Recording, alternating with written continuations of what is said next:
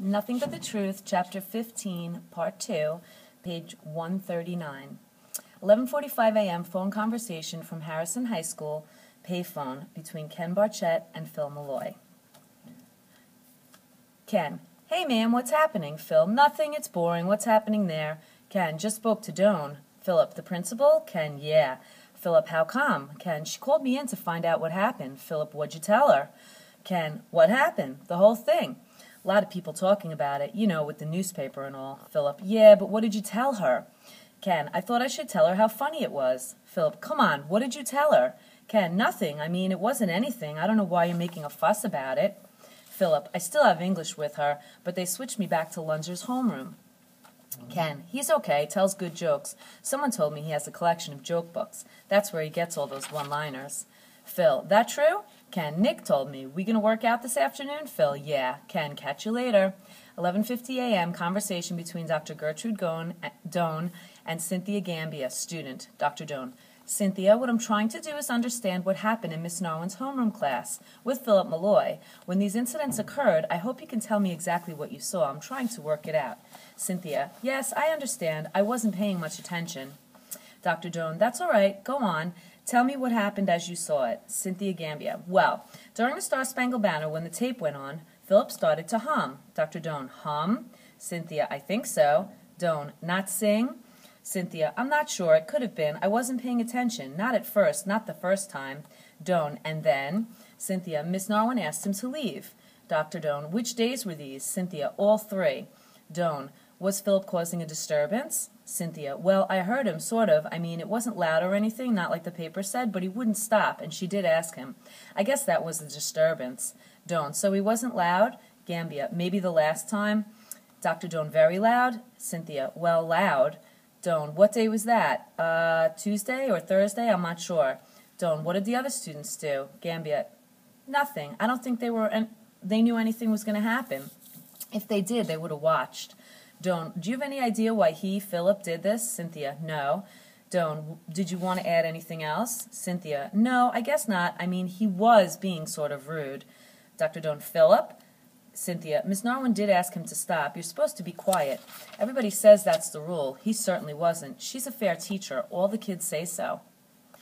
12:30 p.m. from a speech delivered by Ted Griffin to a lunch meeting of the Harrison Rotary Club. Mr. Griffin: So what I will try to do if elected as a member of the Harrison School Board is not just keep the cost of education down to a reasonable level. I'm talking here of keeping our taxes down. I will work with the rest of the board to support basic American values. But let me tell you, you good people, and I'm sure I speak for you too, I am shocked that a Harrison student should be expelled from one of the schools simply because he desires to sing the national anthem. Yes, my friends, it is true. It has happened here. Here, in yesterday's record, is the full story. Shocking.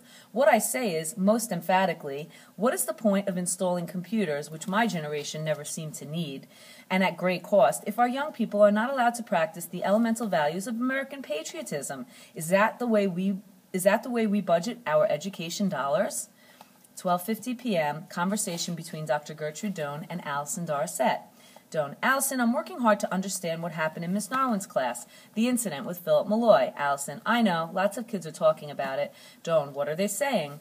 Allison: About how big a thing it is. Doan: Do you think it is? Allison: I don't know. Maybe if they pay all that attention. I mean, someone said the TV would be here.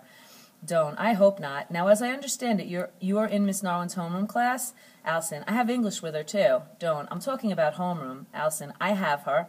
So you were there all 3 times? Allison: Uh-huh. Tell me what you saw. Well, Philip, he doesn't like Miss Narwin. Doan: He doesn't? Allison: I don't think so. Just think? Do you know why? Allison: It's what people are saying. In class, English class, he just sits there, like he's bored and can't stand anything she says. It's just the way he looks on his face, But then he suddenly makes some remark, a joke or something funny.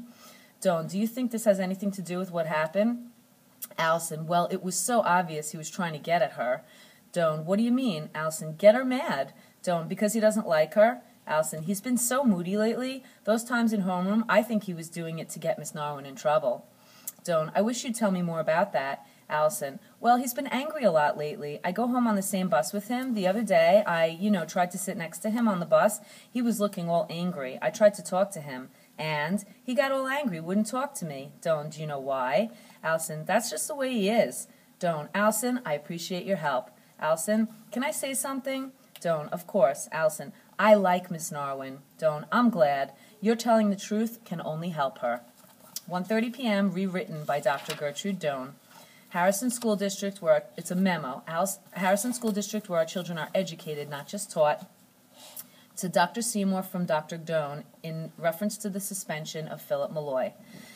1. Each and every morning during homeroom period, the national anthem is played over the high school announcement system. 2. At such times, all students are asked to quote the standard district guide. Please all rise and stand at respectful, silent attention. At no time in the history of this procedure has any disturbance been recorded. 3. On March 28th, 29th, and 30th, Philip Malloy deliberately caused a disturbance in his homeroom class, Margaret Narwin teacher, by singing the national anthem in a loud, ruckus, disrespectful fashion, thereby drawing attention to himself. 4. When requested by Miss Narwin on the first occasion to cease, Philip Malloy did so, albeit reluctantly.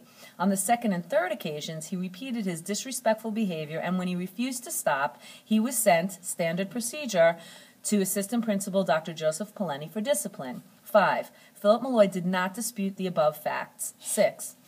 A random selection of students who were in the classroom at the time confirms these events. Indeed, there is evidence that Philip Malloy's acts were indicative of some personal animosity he feels towards the homeroom teacher, Miss Narwin. His rudeness was also on display in the English classes he had with her. His grade there indicates inferior work.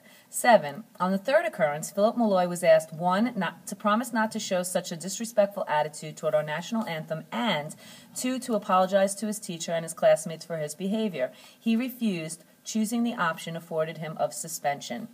8. Dr. Poleni, following district guidelines approved by the superintendent, therefore suspended Philip Malloy from class for 2 days in hopes that he would learn to show proper respect toward the national anthem, his school, his teacher, and his fellow students. Dr. Gertrude Doan, Principal. 2:22 p.m. Telegram to Margaret Narwin, held by Harrison High School office. To Margaret Narwin, Harrison, New Hampshire High School, from Young Americans for America. On behalf of our membership, we strongly condemn your suppression of patriotism in the American school system. Sincerely, Jessica Whittington, Executive Secretary, Tampa, Florida.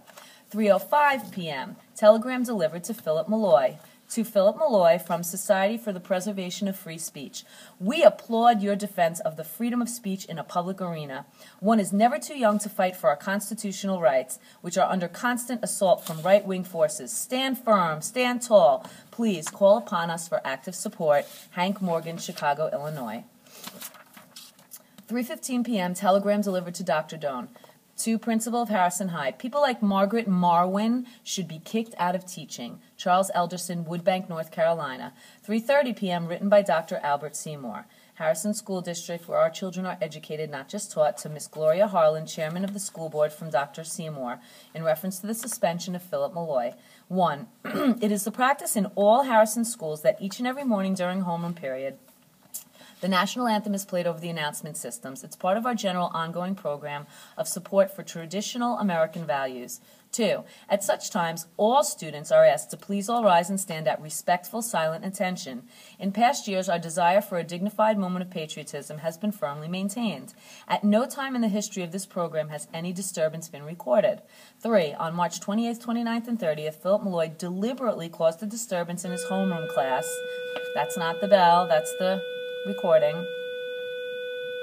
Margaret Narwin, a teacher of 20 years standing, by singing the national anthem in a loud, ruckus, disrespectful fashion, thereby drawing attention to himself and away from the words. There are strong indications that he was acting out some personal animosity toward the teacher in question for reasons unknown. His school performance has been inferior. It has been suggested that there may be problems in the home arena. Please note, however, that the law requires schools to keep such personal information confidential. 4. When requested by his teacher, Miss Narwin, on the first occasion to maintain a dignified response to the national anthem, Philip Malloy did so, though reluctantly. On the second and third occasions, he repeated his disrespectful acts, and when he refused to stop, he was, as a matter of course, sent to Assistant Principal Dr. Joseph Poleni for discipline. 5. Philip Malloy, when given the opportunity, did not dispute the above facts. Students who were in the classroom at the time of the incident confirmed these events. 7. On the third occurrence, Philip Malloy was requested, 1, to promise he would show an attitude of respect toward our national anthem, and 2, to apologize to his teacher and his classmates for his rude behavior. He refused, choosing the option of suspension himself. 8. Dr. Polanyi, following district guidelines approved by the school board, therefore suspended Philip Malloy from class for 2 days in hopes that he would learn to show proper respect toward the national anthem and his school teacher and fellow students. Dr. Albert Seymour, Superintendent of Schools.